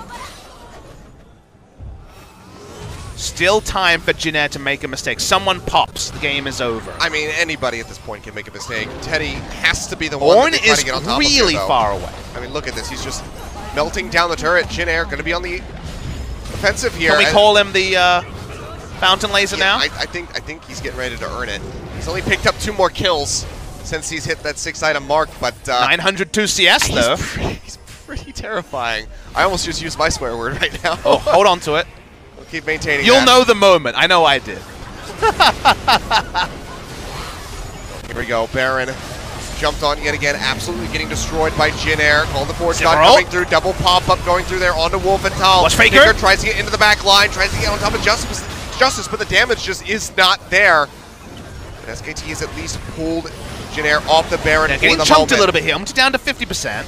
They are getting weakened, and they're just going to be releasing. Now they're out of position for their base as well, remember? Healing's coming up, and that's going to be Super Creeps, as you say, pushing into the bottom lane. Jin Air completely contained up towards this top side. That means they're out of position. Umpty doesn't have ult. He wants to use, So1 I should say, doesn't have ult.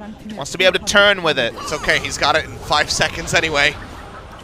Minions coming Teleport through. to the bot side. He's TPing back. He's going to try to go ahead and get his way in there. Not able to interrupt. Cannot get it. We'll go ahead, throw it at Bang. They can't get it. But Sivers 2 members back. have made it back. And Faker has to just run right out of the base. SKT in the meantime, though, they're going to go ahead. They're going to start up the Baron themselves. It doesn't matter, Achilles. Just late in the game, sure, having more stats is good, but you cannot give up anything. They just back away. Give them the Baron. It is not the end of the world. Jin Air loses this battle, but this is skirmish. But they don't lose the war just yet. Baron goes down. So many of them in this game. Doesn't matter if you Fat Finger Smite this time, Wolf. It's all good. We go back. We take a deep breath. There's not really any way to iterate on these items anytime soon. It's been about 25 minutes since Teddy had boots.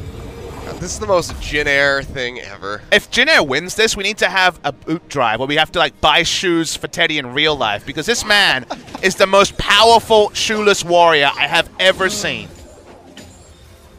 I mean, it just figures. Jin Air, they held the record in 2017. They hold the all-time record in LCK. And we're working our way towards breaking it here at the start At this of point, we want another 20 minutes. Where is my 1000 CS Sivir? Where is it? I'm ready to see it. 933. We're nearly there. Still a professional game. The CS record has been broken a while ago, guys. We're 200 over on his next CS. Professional game, by the way, haha. Teddy's going to have his name right up there. I mean, forever, right? We're not going to have another 941 plus CS game. 200 over the last record. 200. It's insane. That's a double Flame Horizon over Pilot. And it's names that you wouldn't have thought would be at the top record. It's Pilot and Coco. Pilot's watching this be like, no, my one contribution! Of all people. I had this! Well, no longer. Teddy is now the god of creep score in Korea. Good lord. 120,000 gold acquired by SKT. Good news, 10 flashes up, guys. This is going to be a messy fight. It is going to be messy. Faker really wants to pop someone. Insane game we've had here where SKT were in control for forever. Forever and ever and ever. It looked like the freest win ever until it went longer and longer and longer and 6 items plus.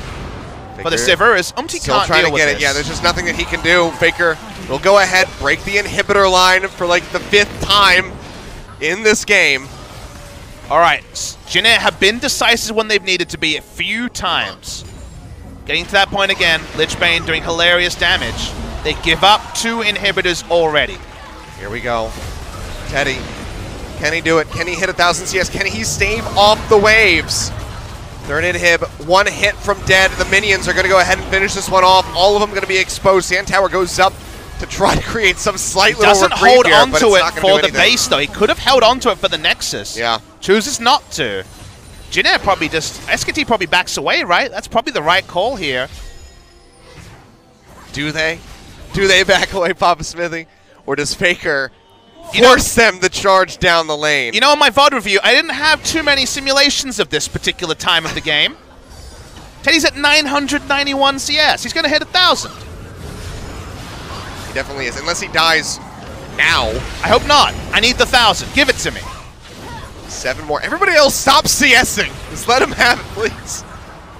He's at 319. Umti yet again, just killing the cannon, just taking this away from Teddy. We still don't have a name for 319 CS lead, by the way. Is that forces a flash out of bang with the no cooldown ultimate? 998 CS. Give us 4 digits.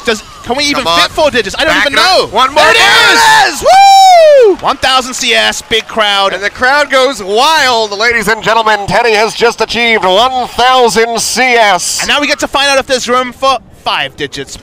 Achilleos, there's still time. EULCS is still an hour 20 away. Let's keep going.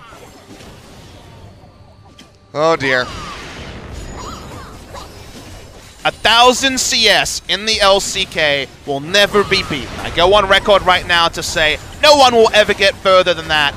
SKT cannot win a fight if all 5 members are there. They've tried a few times. Interrupt on the call of the Forge God. Justice, he was looking for Shrima shuffle there. We're getting a real fight. It, pushes him back. That's going to be Tal going low. Makes it his way into the Monsoon. Faker going in. Has to pop the zone. He has Justice. Black and drag forward there from Wolf. Trying to lock somebody in, but just doesn't have anyone yet. Umti dead on the backside of the fight. Will go down after the GA gets popped. He's dead. Faker walking away with the kill, but can they finish? Is going to be the question, because Teddy... It's 5v4 with 3 waves of super minions about to pull in. Teddy would have to be an utter god. The RNG would have to be in their favor. Let's see. They're going for it now. TP thrown in just to keep the super creep alive, but it's going to get melted right after that. Wave pushing in. Top, mid, and bot. All of them crashing, but SKT still just can't get hits in onto this final Nexus turret. Inhibitors as well are very likely going to be close to coming back up at this point, Papa Smithy. They need to show threat the moment people walk up, though. They're walking up now. Faker going in, looking for Teddy. He's so low, he's still alive. Manages to stay alive, now looking for Tal. Doesn't get locked up. He might be able to turn it around. Might be able to take him out.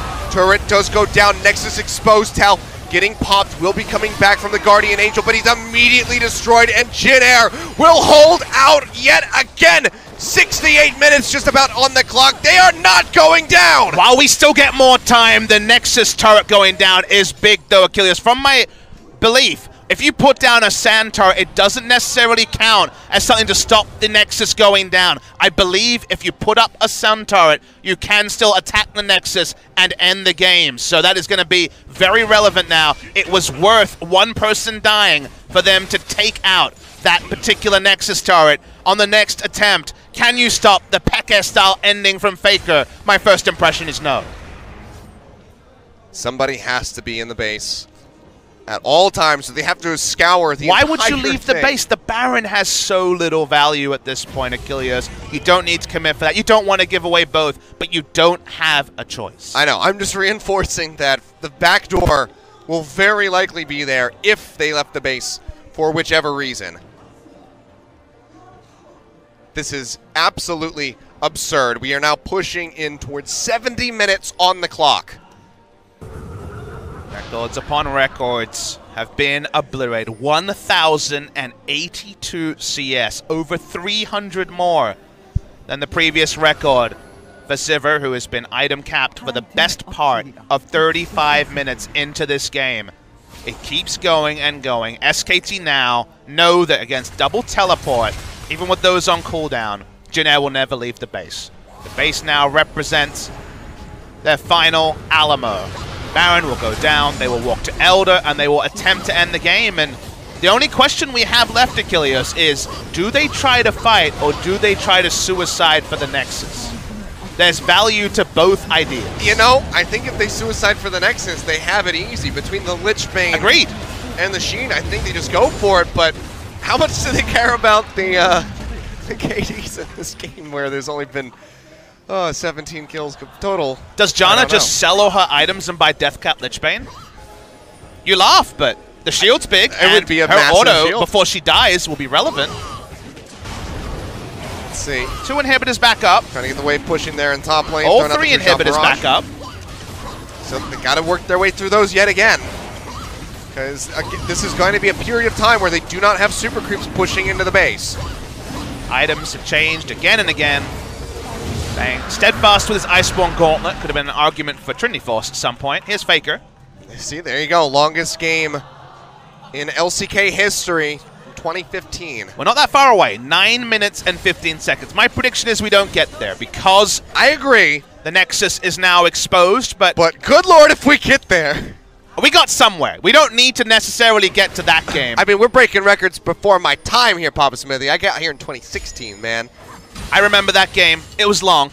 I believe I had a 76-minute long game in 2016. I think that was Longzhu Jin Air or Longzhu CJ. I forget what the combination was. Best part is that people can draw the average game time of the LCK for week 1 and use it as a reason the balance is off, because now it's going to be 44 minutes or something like that.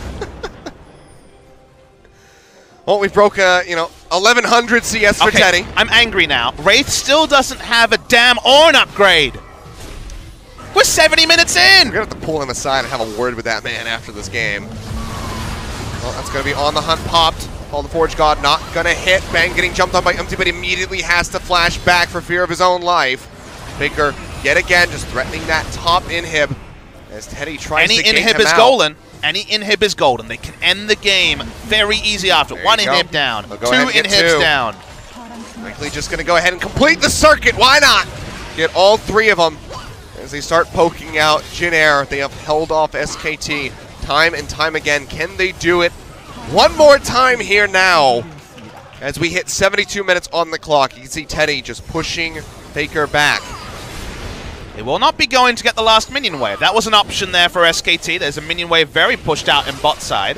That'll take a while to come, but they feel like 2 minion waves is enough. We thought 30 minutes would be enough. We were wrong. 72 minutes in.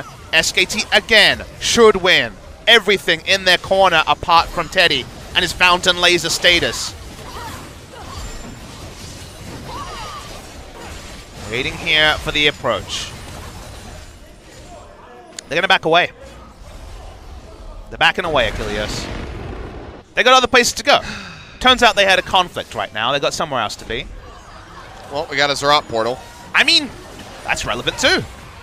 Another minion to frustrate the side of Jin Air, but another minion doesn't count towards CS. We're at 11:55. That's 8 minutes from now. It's 11:47 p.m. going late. 73 minutes on the clock. Teddy getting closer to 1,200 CS, just pouring in on top of the record. And now I wonder what the global record is for CS at this rate. For competitive games, I think we got it, Kilios. Let's be real here. I'm pretty sure. So, as you can see, Sun Turret doesn't stop them ending the game. Still no autos onto the Nexus, though.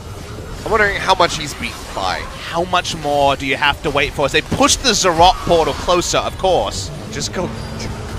Watch Faker. Watch Faker. They Go have in to there. respect him. They can't choose whether chasing or backing away. They have to ensure that Faker's not there. Faker flashes away. There's 3 flashes down on SKT. At this They rate, can't finish. I really would just like for them to go in, go for the suicide push, and end it. You know what? I'm ready for more. I've been there for every game of this damn week. I'm going to be there for every game of this damn year. We are making history here. This is a history-making game in many different ways. 1173 CS is utter insanity for the Sivir. The game time is looking more and more like it will hit that 79-minute mark. 80 minutes the dream is the new story for us here at Kilios. Oh, He's 435 CS above his opponent. Let's just call that the Teddy Horizon. yeah. I mean, he's earned it. We have to. You can't call it anything else. His name has to be in it. It can't involve Flame. Flame never crushed anybody this hard. I mean, I watched those games. He definitely crushed noobs hard, but it was a different time. In a the different modern way. era, in the modern era, the game's not supposed to go 74 minutes. Yeah. You're not supposed to hit This is- 1,200 CS. This is ridiculous. Which is coming soon. He's got an improved Trinity Force now for a bit of movement speed. That's nice. I was wondering how he only had 9,000 in the bank. Bang! Losing by 350 CS is going to be the second highest CS, it seems like. Yeah. They're both just gonna take over the top spot, the former ones. All right, Tal. Faker, watch Faker here. He's going to get... Got the transformation ready to go. Jumping in on him. Call the Forge God coming through. Faker. But watch the has base, to watch go the base, golden. watch the Nexus! He can't get the interrupt. Teddy, he's going to take down Faker. The Nexus is still untouched. Tal now having to run away. Dead as but well. Teddy just does so much damage. Rips him apart. The GA going to get popped. And the Mininar is going to go down. Teddy, the Fountain Laser just ripping them to shreds. Jinair is going to have to name a plane after this player. His name is going to have to be, his face is going to have to be right up there like the StarCraft players many years ago. He is doing so many heroics, and SKT are out of ideas. They want a tactical pause and to talk to Koma and Bengi and get some help. That's not how League of Legends works. Jinair is leaving their base again after 3 inhibitors were down. Again, over 3 times so far in this game have they had nothing to defend. The Sun Turret doesn't even stop the Nexus from being attackable, and yet Faker has never gotten an auto in. The Zarot portal is just the most annoying thing in the world, but slowing down so on. They still haven't taken the inner turret in mid lane. Let's be clear. We need 2 or 3 more of those for Jinair. I wonder if the fans want 2 or 3 more team fights, because I know I do. I'm ready to go. We're here forever, Achilleos. We are. It's just, This is our Groundhog Day. It's just It's never called gonna Teddy Day. end. It's a sequel. Teddy Day is happening right now. I'm going to need some more water, another energy drink, and some food eventually. Look, I can guarantee that every viewer out there is passing their energy to us. They want to see how this ends. No one knows how this ends. For 50 minutes, I have said SKT will take this eventually. 50 minutes has passed. The game is still going. It's the 7,000th Baron buff. It really does feel that way. SKT will yet again take a Baron and attempt to win the game. Look at the Baron HP. It started at 20,000, 200,000. I didn't even know what it was. Let's say 20,000. It was a lot. It was about It 20,000. was a lot of zeros and a lot of bars of health. They're still attacking it. 200,000 would be ridiculous. Really, ridiculousness in this game with 1,230 It'd be a whole CS. new level of We've got it already. nonsense. He has 1,230 creeps. That is a genocide and then some. You know what the other thing is that they have to break all 3 inhibs again. You know, on the creep spawning door, there's a picture of Teddy and a big cross through. They know to be scared of him now. Summoner's Rift minion population 0. He's just taking them out, man. He's made 45,300 gold.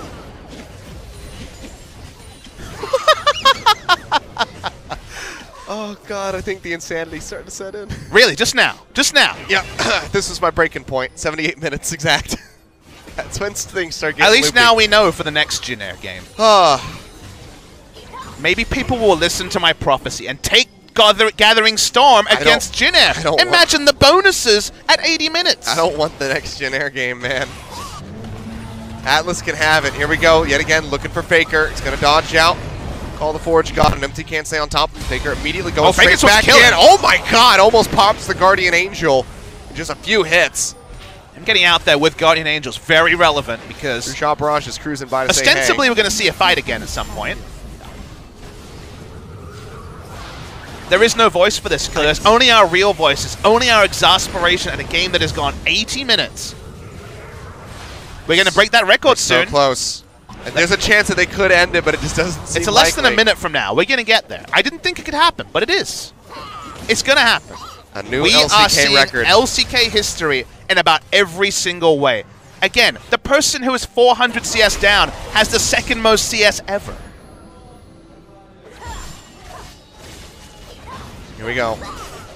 About 30 seconds left. I need to see the scoreboard and know if he got the damn Ornn upgrade.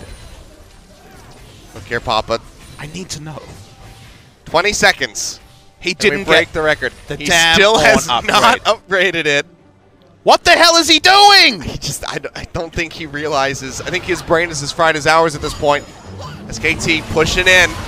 5 seconds left on the clock. Call the Forge God goes out now. Up in the front lines. Gets the stun there onto Sohan, but he is getting popped so low, and he is going to go down. Justice finds the kill, and we have a new record, ladies and gentlemen. We have surpassed it. This is all the Wild Wild West from here. Who knows how far this one goes? We hit 80 minutes. 80 minutes of game time.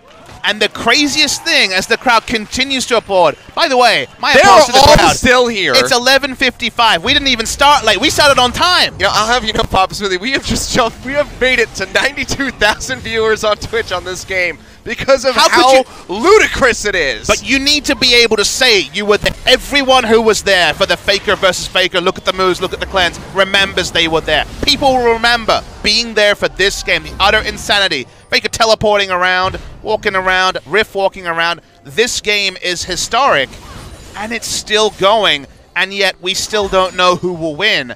Because the problem is that you have to say SKT, because you're only ever going to get one kill. The other 4 people run away, Ezreal and Arcane Shift, and then the Riff walk. And then guess what happens? When they get one kill, they don't get anything. It's such a stalemate.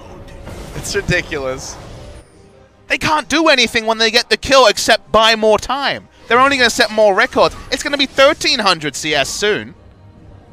We need some endless game prevention built into the game here. Maybe there is. We don't know. Yeah, maybe. Have you seen a 100-minute game? The longest game I've ever played in was about an hour and 30 minutes. So I close. just love how tanky the buffs get.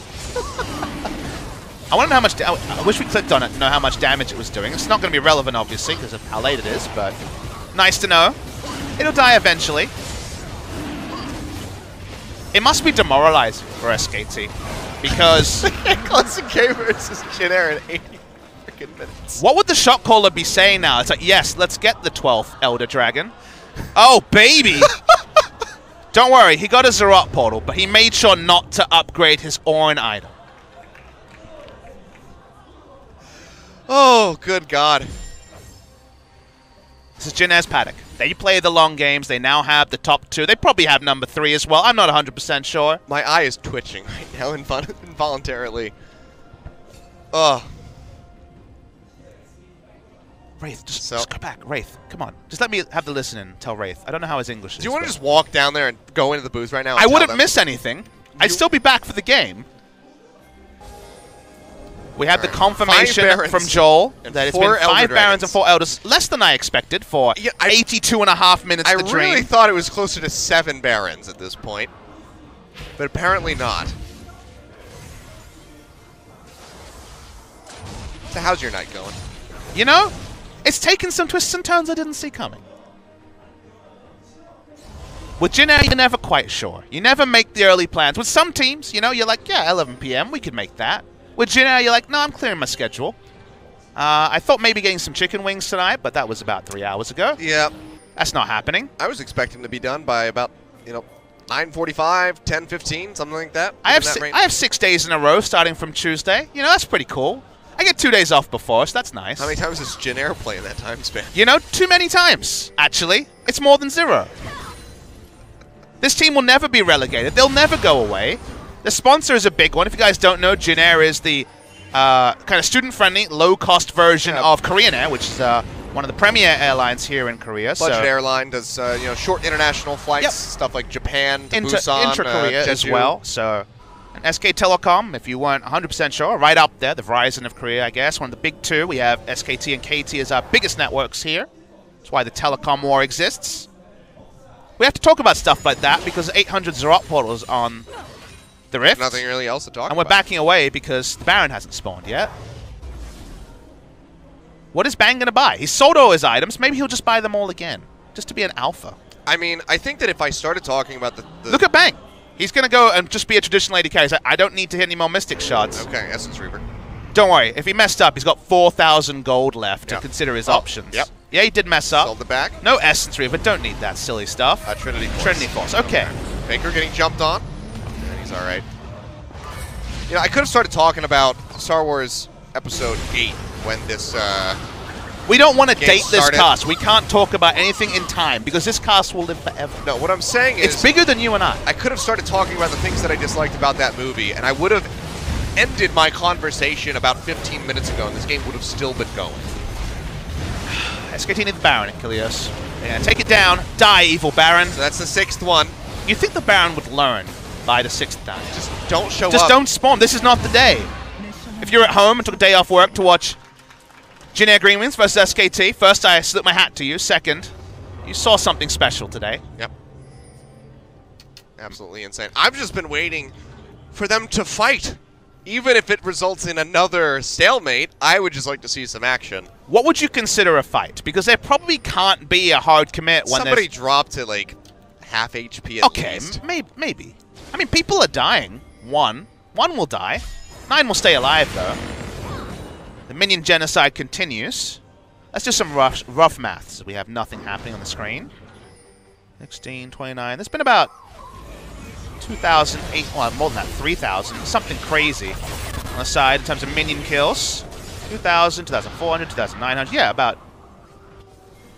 We're getting at about 3,200 minions killed by Jin Air. Carving through them like butter. The gold all over the ground. Yet again, Faker going to be fine. I mean, the problem is that there's so much AD that you can't actually one-shot us. Okay, Justice has to move back. Bang. Oh, that's going to be bang. He's actually knocked up. He's going to go down. Teddy finds the kill. That's the fight I was looking for. Empty going over the wall, looking for Wolf. The shielding coming through. Absolutely massive. And SKT is yet again just going to go ahead and walk away. But it's just a kill. It's just one kill. You can never get more than one if you're Jin Air. If one person on Jin Air dies, the game is almost 100% over. But because of this, just the threat of Cassin. Umti's going to find Cassin, by the way. Yep, Faker going to get jumped on. He goes might low, die jumps over the wall. Faker getting popped, jukes back over the side, has the Sonias. Wraith is here too. Wraith is nearby. Faker makes it over the wall, but Teddy throws out the boomerang blade. Not quite going to connect, but now Tal is in a bad spot. Teddy also flashed for that auto. They're going to get Tal. That's 2. That's 2 members We haven't had 2 dead. 77 seconds dead there on Tal. Teddy had to flash. He's ulting the minions like, He's guys, going for it. I'm going to get myself a turret. Push it in as fast as possible. Umti's here as well. 5 members strong. I mean, Jin Air Green Wings could win. They might actually be able to do this because this time the inhibitors aren't down, Papa Smithy. Watching it here. Faker's still alive. Just killing the minions. Why poke when you can kill a minion? There's a turret there. I wasn't 100% sure, but it's dying now. For the first time in I don't know how long Jin Air have taken a structure in this game. It feels like maybe 30 minutes. 5 seconds on Ezreal. They're going to try and end. They're going to go for it. Massive procking there onto the turret as It's they try to so finish this one tanky. off. Teddy firing away. No minions here to help this one out. He takes a considerable amount of damage there from the True Shot Barrage and they truly Jin Air. back away, though. They're still teleport up on Tal. But it's 25 seconds, so yes, of course they can. On the hunt, yeah, they're going to go ahead, run their way out of there. There's no TP up for Faker, so it's not like he can go try to backdoor. But the best news is, Achilles, a meaningful win for the first time in what? 55 minutes for Jin Air Green Wings. They are now, if they can get 2 picks, they win the game. That is now the reality. They can end the game. SKT have struggled to have all their sideways pushed to the point where they can even take an inhibitor. They are down in inhibitors against Jin Air after taking the first inhibitor in the 30 minutes. I mean, time is like a weird flat circle at this point, so who even knows what happened when, but at some point, at least 3 to 4 times, there have been even started 3 yet. inhibitors down. The famous memory of Captain Jack and that CJ fightback is nothing compared to this game.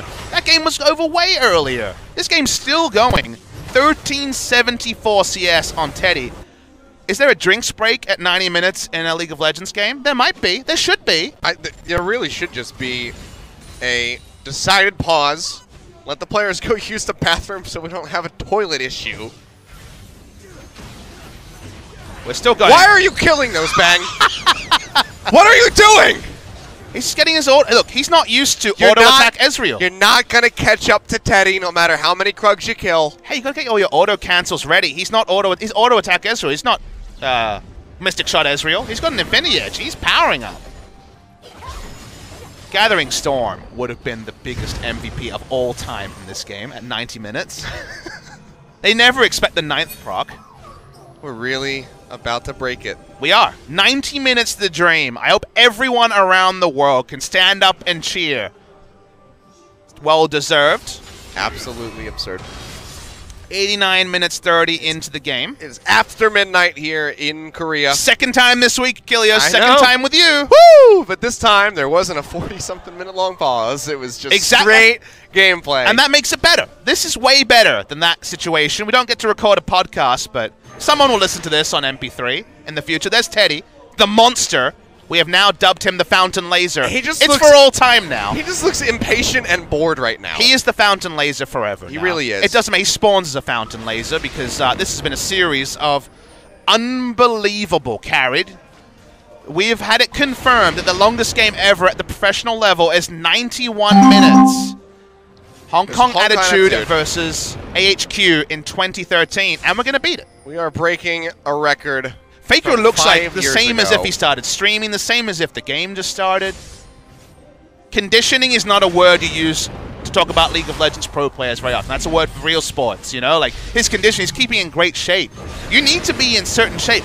Remember, let's talk about this. Remember what? 3.5 hours, 4 hours ago, how devastated Jin Air was after losing game I know. 1. Teddy looked arms crossed. Looked like 3 members with incredibly arms crossed, not speaking. The fact that they could come back like this, the fact that they could still be razor trained at 91 minutes into the game after being tilted off this earth after game 1 is so much credit to the Jin Air coaching staff because a year ago, when they had Umti and Teddy debuting, Umti was clearly the most emotional player on the team. Every loss against top teams, he looked devastated. And now, he hasn't been one of the ones with the bad body language. Teddy, for whatever he looked like, has kept his head together. 14-14 CS. We're breaking that last record. It's going to be the longest game of all time in the LCK as a professional game.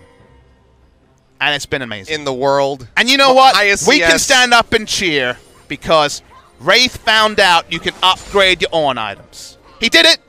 It took him 85 plus minutes, but he did it. He found that you can upgrade the item. What a monster. Of all the things that happened this game, that was the most unlikely. And from here, it is just setting the record higher and higher for longest played game ever. Because it's a standstill. It's been 30 minutes of single kills for Jin Air into nothing. Only the last time. 22 kills in 92 minutes. Now there's trading objectives as if it's 20 minutes into the game. Yep. It's going to be the Baron going down. Tree Shot Barrage coming through. I think it's like 24,000 HP to start there for the Baron. Okay. Will go down. SKT. They got their Elder Dragon. Pushing into the base of Jin Air with those Baron-powered minions is not really possible, so likely just going to be another 3.5 minute stalemate here. And the minions were pushed out this entire time, so they couldn't even take an inhibitor with the 25-odd seconds they had watching the Baron go down. Ah, the first of the Zerat portal shall fall. How many people will break the LCK CS we record? have a new, what, top 4? Yeah. So We have 4 new. Congratulations to Top 4 has been replaced. So Justice sorry, Teddy, Faker sorry Bang, Pilot, sorry all Coco. monsters. Hey, You guys if we go long enough, Wraith might break top 10. Let's just keep waiting. He's got 182. He's getting there. The Kenj has been unbenched, and we now officially have the longest game of all time. Once again confirmed by Joel. Thank you very much, Joel. Keep up the Discord. It's great. As we go back to this game, still not 100% certain who will win. This is going to be a lot of damage. Faker, yeah, so much damage. Sonya's going to go out. He's going to have to try to get out of here just for good measure. Another redemption coming through, but Umpty chases in. One more hit. He takes him down. The solo kill from Umpty, not even losing the Guardian Angel. Jin Air, one member dead. You can see Umpty getting popped off there in the booth. They know this is their time, Achilleos. This could very well be it. I'm going to go ahead and stand up for this moment. See red pings onto the base, but there's no way to get there. Teleport on Tal isn't going to do enough. They make the lane shorter, and they run in for the triumphant ending. 60 seconds left on Faker. Here we go. 94 minutes on the clock. Inhibitor going down yet again. SKT. Can they pull off the massive defense? There's minions this time around. Call of the Forge God comes Teddy. out. Can't quite get the bounce back. Cataclysm comes down from Wolf. He has to flash away. Gnar, ultimate, pushing them back in, but there's no kills. There's no damage going onto the members of Jin Air. Teddy still extremely healthy. Has 30 another seconds wave on Faker. pushing in. Working on that first turn. It's going to go down. Faker dead still, as you say, and I think they might have finally done it. Wolf goes in, flag and drag, tries to get the pop-up, so there's no follow-up. Nexus now exposed. Jin Air, I think they've finally done it. 94 and a half minutes on the clock. They take it home, and Jin Air Green Wings take down SKT 2-1 in this best-of-3 series. 12:09 at the end of the night. Breaking world records all around. Jin Air, enjoy that win. Revel and bask in the glory, because you deserve it. You can remember every famous LCK game that ever existed. The Captain Jack base defense from 3 inhibitors down. They did it multiple times here. The Faker versus Ryu moment, that was a famous one as well. Here you now see crowned the biggest upset we have seen when it comes to a single game. The inhibitors were down, the players were down after game 1, but they regroup, they get it together, and SK Telecom will go into the Telecom War on a loss. It is only a single match day in the first week, and yet the mentality of SKT has to be shattered after this amazing game. Tied now in score with KT Rolster, I do believe. Or no, actually KT might have an advantage over them at this current point. Hardly seems relevant at this moment. Insane match day here. Some of the SKT fans packing up their stuff and trying to beat the traffic to go home. Jin Air Green Wings have for the longest time been the meme. Long games, long games, long games. None longer than this one. Records shattered in so many ways. The longest professional game of League of Legends in history. You can see Umpty's heart skip a beat at this point in the game. Teddy with the wry smile. The Fountain Laser himself, anointed on an amazing day of League of Legends. Absolutely insane. And we still have to have the MVP interview. We're not done yet. I mean, who else is it going to be other than Teddy himself? Likely going to have that double MVP coming through for him. And, I mean, what a well-deserved interview that will be. Umpty also clutch on late-game Kha'Zix. Killing Faker. You think back to other late-game Kha'Zix, Lyra famously selling all his items for auras and redemptions because he didn't feel like Kha'Zix offered enough in a base defense. But that man went full damage, assassinated Faker a couple of times. Double thumbs up from Umpty and a double thumbs up to the Jin Air coaching team for keeping them on point for this series. It's time for a new one. This is worthy of this goes beyond. This transcends a glad plane, Papa Smithy. This is an ecstatic plane. It's a dreamliner. It feels amazing, man, combined with a plane. It's a dreamliner for sure. Unbelievable game. One that will never be forgotten. Everyone who watched it can say they were there. So many of the games we quote, 2013, 2014, 2012, so Not long ago. I've seen those. And now we're in 2017 with 2018 with new generations of players who joined after those famous moments. Now they also have a moment to call their own. The moment where Jin Air pulled off the greatest base defense ever. There will never be a greater one than that. Ezreal ends the game with 94,000 damage to champions. 94,000. Good God. And he still was below 1,000 damage per minute because we went for so long. 180k accrued by Jin Air. Imagine being Wolf and doing 7,929 in damage. 94 minutes. That's not much damage, but that wasn't his role either. A true support to the last, Kilios. I mean, Effort did twice as much as him just about. I mean, support, once a support, always a support. Oh, God. Wolf in the jungle wasn't even top 3 in the most unique things that happened this week. Your MVP goes to Teddy, the Fountain Laser, well deserved. 6-1-6. Not quite deathless this time he actually around. Started with Astral Body for the extra 100 HP. That's interesting. Oh, yeah, he did. But so much credit to Teddy, who now takes full control of top side. He's joined with Raisin Ambition, but let's put him on the top. I think he deserves it. Yeah, he absolutely does. Bang and Wolf are going to have to sit there in tied 4th place. Very sadly, not able to pick up anything here today. Teddy, so well deserved. I mean, which highlight do you even go to is the question. If this highlight isn't at least 9 minutes, we don't even have 10% of the game action in it. Not acceptable. How many Ornn ultimates, how many Forge Gods were called? Many, many, many. Maybe 100 in this game. Such did it feel like by the end. Numbers, time, everything was meaningless, but Umti assassinating Kassadin again and again, while Teddy, the Fountain Laser, his autos, his ricochet crits, killing people by accident, was so massive. This happened to Kilios. We're not dreaming. This was actually a competitive game in the most competitive region. SK Telecom could not end the game. Everything they tried. Bang, scrapping his item build and saying, what about this? I don't know if it's better at 90 minutes. No one knew. It was uncharted territory. Insane. Absolutely nuts. And I mean, major respect to everybody that stayed with us. Not only those people here in the audience watching live, but you guys back home. I glanced at the viewership at one point. I think it shot up to something like 122,000 people who shared in the moment. They were all there, Achilleos. They were all there. All of us were here. For one of the most famous games of all time. And now let's talk to some of the warriors that picked up the victory. All right. Well, I mean, it's just one of them. The one, the only, the Fountain Laser himself. Ladies and gentlemen, it's Teddy. Joel, take it away for the translation.